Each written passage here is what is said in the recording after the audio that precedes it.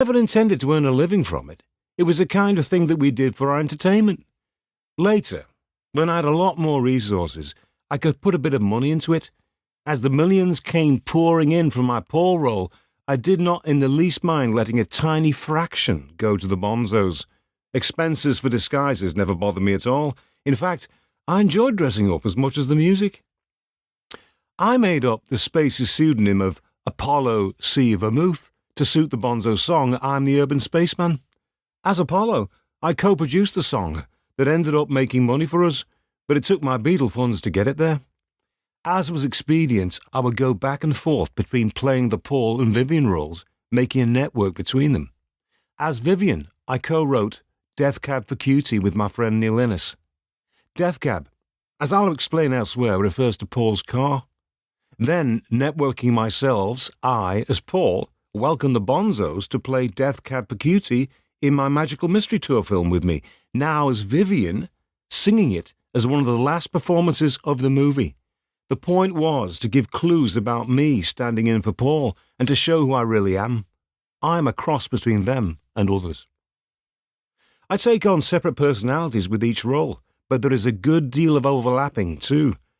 The type of music that the bonzos did, which I enjoyed the most, was their fun British music hall style, which Americans would call vaudeville. It's mostly mindless entertainment, a mix of rousing songs and burlesque comic acts.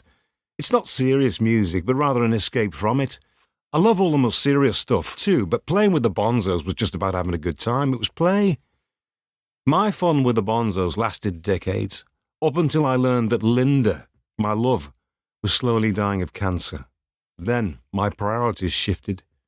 I wanted to spend whatever time with her that I could. The sense of losing her took all the fun out of pretending to be Vivian Stanzel. All of the personal history I made up for him had to reach its conclusion in his own death. Linda was compassionate to the end, as I will discuss in a chapter about her. Our family had 3 years' notice. It was more than we gave the world.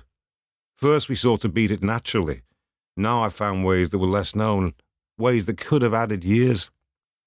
When we finally gave up on herbs, we turned to a more traditional Western medicine approach. That is when it was time to tell the reporters. Cancer attacks people in many different ways. What cures one person may kill another. Vivian Stanzel was known to wear flamboyant hats. The strange name came from a word game in which we produced the phrase, hats in Villa Vans. Scrambling the letters, I soon produced Vivian Stanzel, which when scrambled further produced Van Villain's hats, vanish all in vats, vat vanish all sin, in